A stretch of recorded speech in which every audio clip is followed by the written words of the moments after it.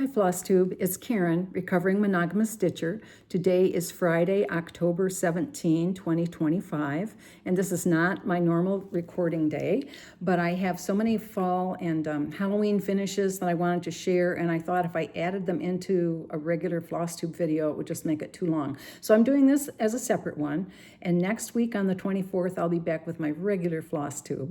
So I'm glad you stopped by. I hope you love a parade, because this is going to be a parade of Halloween and fall finishes that I have done over the years, and I hope you have fun.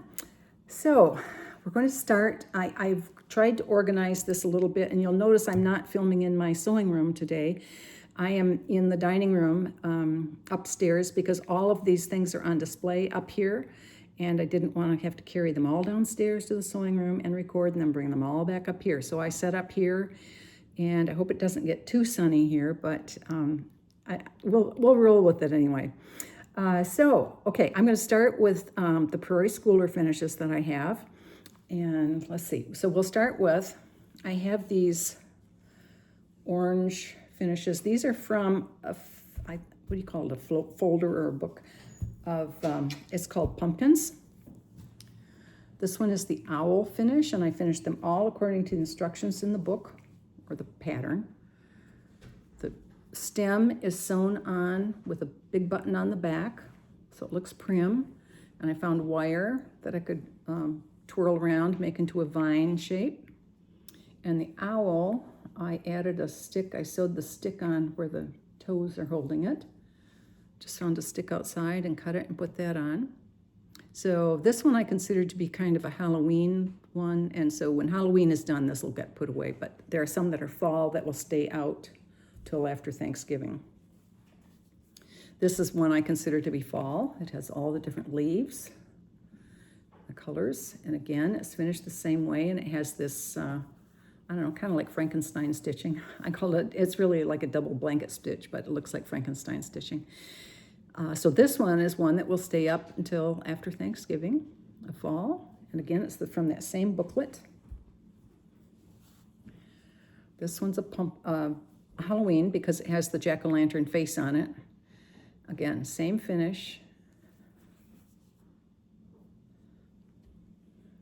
And I did 5 out of the book. There were 6, but I ran out of fabric, so I couldn't do the 6th one. And this one will be up until after Halloween or Thanksgiving, with the turkey and the acorn.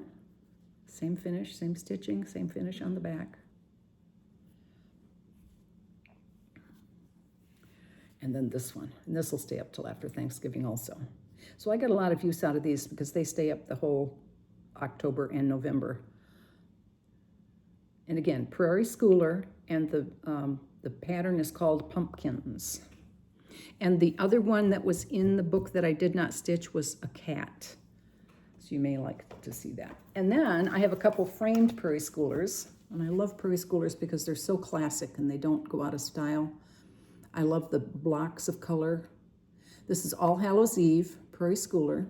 It fit in a standard 8x10 frame, and I found really inexpensive. I think it was Big Lots, and they're kind of distressed look on the edge, so it was perfect. I have 2 of the same size but different pictures. This is All Hallows Eve. Oops. And the next one I have is called Trick or Treat. Again, the same matching frame, stitched on Ada using all DMC. This is called Trick or Treat. They were almost exactly the same size, if not the exact same count. So it worked great to find that they fit in standard frames. That's always nice. Okay, those are my Prairie Schoolers, and I'll be right back. Okay, the next group I'm going to show you are my finishes of Blackbird Designs.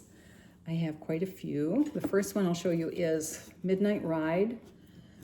I finished it as a round finish on top of a paper mache. No, it's not a paper mache. It's a really lightweight wood. I think I got this through Amazon because they had the right diameter. This is Lady Dot trim, chenille trim.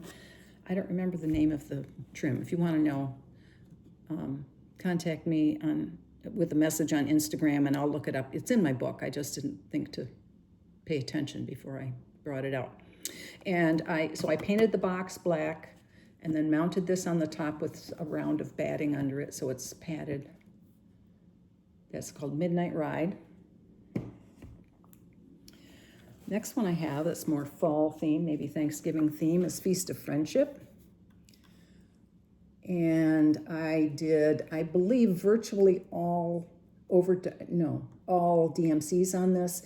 I did not use the 3 colors of overdye threads on the house. I did a couple colors of DMC blues.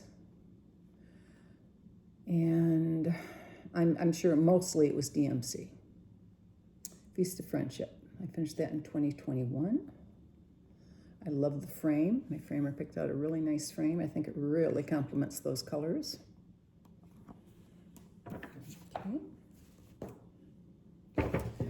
Okay, the next one, I finished this relatively recently. You saw this not too long ago because I got it fully finished. This is Casting a Spell. I'm going to open it up because the glass is going to really reflect. Casting a Spell. All of the pieces are stitched individually, and this box, the pattern says the number of the, what the box is, and it's at Hobby Lobby, and it's unfinished wood. So I painted the entire inside solid black, and then on the outside, I did a crackle finish with orange underneath and then black on the top, and then you put the crackle medium on, and then the black over top, and then it crackles and you can see the color underneath. So that's orange underneath. So that's Casting a Spell. And I found this really inexpensive, I guess I would call it an easel, but it's, to hold, let's close that. To hold, it holds it great. It's wide enough to hold the box, so it's a great way to display it. So Casting a Spell is on display. The next group I'm going to show you all come from the Winds of Autumn book by Blackbird Designs. I think there are 7 different projects in this book, and I have completed 4 of them. It's really, really a nice book. That's the Winds of Autumn. So let me pull these over.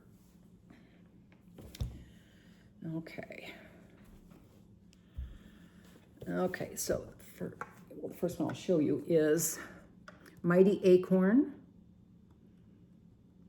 That frame is similar to the one that Feast of Friendship is in. Similar colors. That gold really pulls out the colors in the finish. I used the overdyed Schneckly on the house.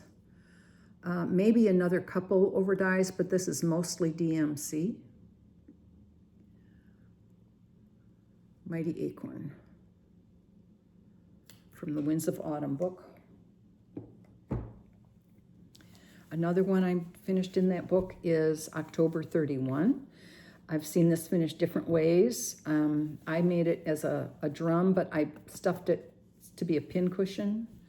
And it's weighted with crushed walnut shells, which is also lizard litter, if you're wondering where you get it, a pet store, or you can order on Amazon.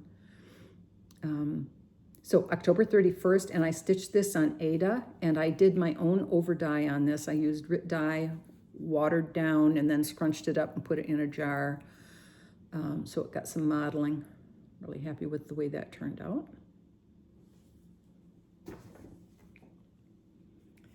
And this giant strawberry, I love this, is called, the name of it is First Winds of Autumn.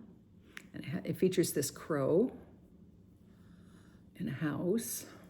I finished it with velveteen or velvet, whatever you call it, crushed velvet. And I got that from Kitten Stitcher. I know I did that. And I didn't finish it exactly the way the instructions said. I kind of made just I let the tips of the leaves go up the stem a little bit and tied a twine around it to finish it off. And I didn't put as many leaves on it as the pattern called for. I think it called for 10 or 12 or something, and I put 8. So, and let's see. Spot for an initial there. And the date goes on the roof.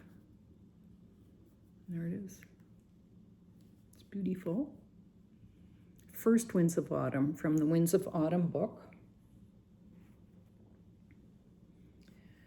And then this one you have seen relatively recently if you follow my channel. This is Spell of the Moon, again from that book, Winds of Autumn. I finished it using a trim I found at Hobby Lobby that has twisted black cording and beads in it. And I sewed that on.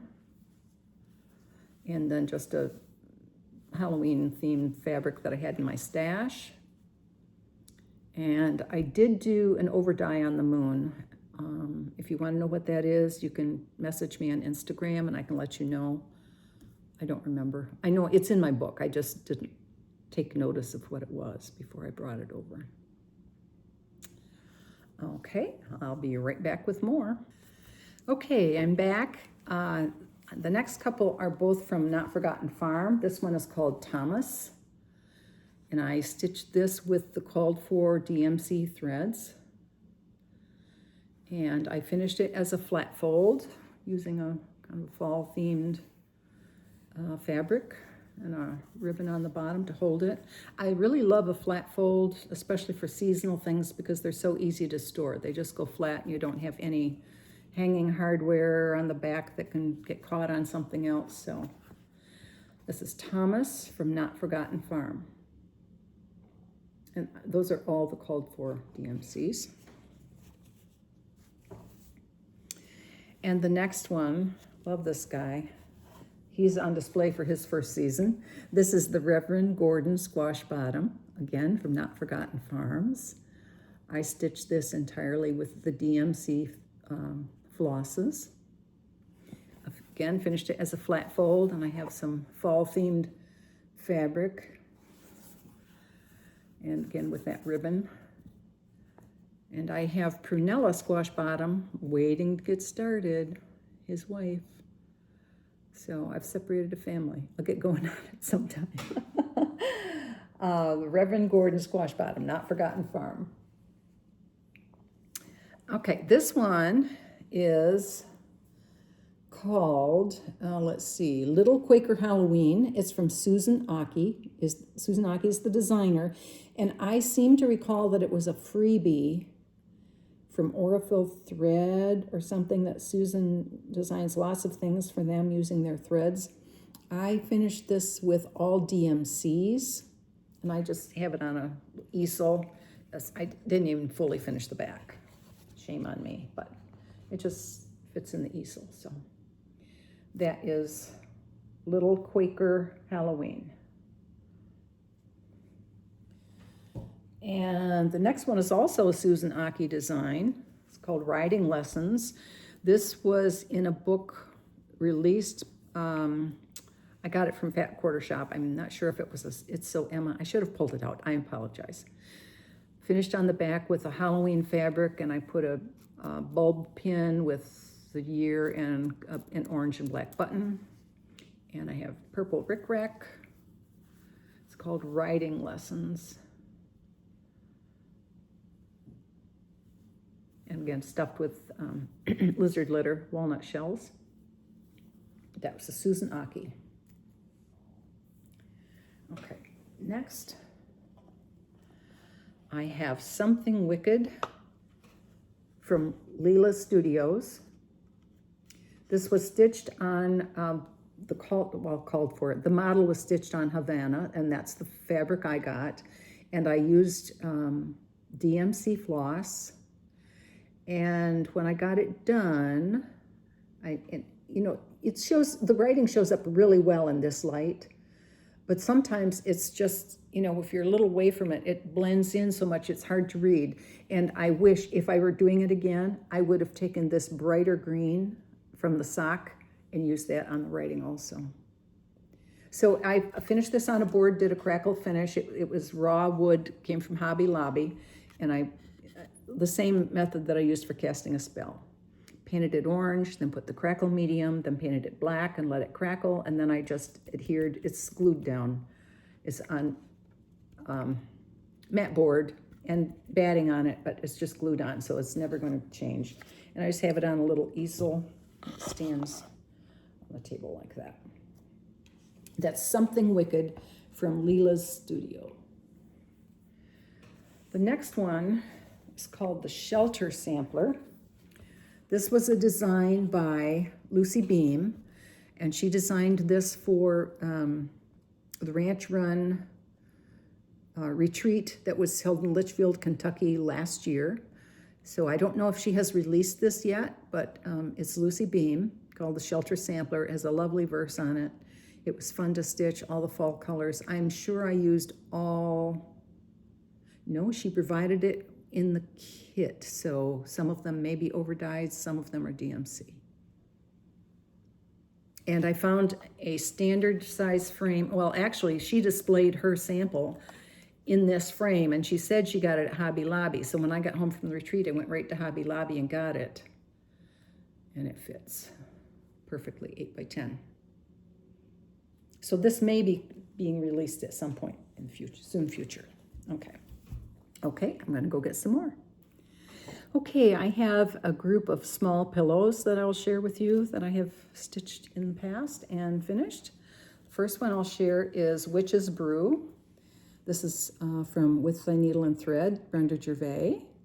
I stitched this using the called for threads, and I got this little spoon on her website when it was in stock. I added the year charm on it and pink, orange rickrack, and a black and white gingham on the back. So it's simple finish, again stuffed with the lizard litter or crushed walnut shells. That's Witch's Brew. The next one is Hilda Boo and Sunflowers 2. Again, Brenda Gervais. I stitched this with the called for overdyed threads. I don't remember what fabric it was. And finished it with a little gingham bow and the year charm on it. Black rickrack and black and white gingham check. And I finished the back the way she likes to do and suggested, I don't like this way. I can't stuff it as tight that way. So I tend to do the bottom opening and fill it from that so I can really pack it in there. So this is a little looser than I like, but it's filled with the lizard litter also. Hilda Boo and Sunflowers 2 with Thy Needle and Thread, Brenda Gervais. The next one I have is Ye Old Crow. This is from Cecilia Turner, Heart and Hand. I can't quite get a hold of it because this little guy is really packed the way I like it. This has been out for quite a while. When did I finish it? 2023? No, 2022. But it had been out for a while before I even stitched it. So, and I didn't put any trim around it, and I just used a little black tiny print on the back, stuffed with walnut shells. Ye Old Crow. Heart and Hand, I think I said. Okay. The next one I have is Strutting Tom. And this is from Lindy Stitches. Love this guy. It was so much fun to stitch. That checkerboard bird is so cute. And I copied her finish as closely as I could. I got the lady dot trim, did tied a bow down here. Some mini palm dots here. She had another color here on the side. In fact, she had 2 colors, so I did that too. I mimicked it as best I could. And then a bulb pin with the year charm and some buttons. Just a coordinating fabric on the back. So this is Strutting Tom from Lindy Stitches. This is, I call it Celebrate Harvest. Now this pattern came with the Mayflower, the Coming to America pattern, Brenda Gervais with the needle and thread, and it was a bonus pattern inside that. It has since been released separately, but it said, I think it said Harvest Blessings, and I changed it to Celebrate Harvest. And I kept the finish relatively, I finished it plain. And on the back, I used the fabric that came with the Coming to America kit, which was a copy of, not Standish, Bradford's journal, where he kept track of all the goings on, births, deaths, all that. So, and that was the only way I could think of using that fabric and not just letting it languish in my stash. So I'm glad I put that on the back of the pillow. So I call this Celebrate Harvest, but it is out now as a separate pattern. I've seen it, so you can get that very easily. Okay, now I'm going to show you my 2 very favorite ever Halloween finishes. I love these. In a fire, these are the ones I would grab, I'll tell you. Okay. This one is from Jardin Prive. It is called Halloween. I love this guy. He's just chilling. So casual. My grandkids called it Mr. Bones when they were here during pandemic. They were here with us, so they loved it. Mr. Bones. So, but it's Jardin Prive, and it's called Halloween. And again, I finished it as a flat fold. I love that as a seasonal finish, and spiderweb fabric on the back and on the inside. And I used my favorite ribbon there to tie it, or I mean to hold it so it doesn't splay open. And a flat fold finish. Jardin Prive, Halloween. And my all-time favorite, Halloween Quaker from Lila's Studio. I love, love, love this. My framer would have kept it too if I'd have left it for her, but nope, I got it. I finished this using all DMC, and the fabric is 40 count Tornado from Fox and Rabbit. At the time I was going to stitch it, I couldn't find, what is that one, everybody? Murky. I couldn't find Murky. So Tornado was a great alternative. I loved it. So this is on 40 count Tornado, all DMCs. I did decide, though, that I'm not wild about stitching Quakers because they have to be absolutely symmetrical. If you do any mistakes, boy, they show up. So it was a challenge on some of those little motifs, but I love it. I love the way the orange pops and the yellows and the whites, and great fun. Lila Studio. Okay, so that was a rundown of my Halloween and fall finishes. I hope you enjoyed that. I don't know. Let me know if you think it was worth it to do a separate video, or should I have just tacked it on to the end of a regular floss tube. But either way, this one's done, and I'll think about doing it this way at Christmas time or winter time or whenever. So let me know. Do you want it to be as a separate parade, or do you want it combined with another floss tube? So I'll be back on the 24th with a regular floss tube. In the meantime, happy stitching. Bye-bye.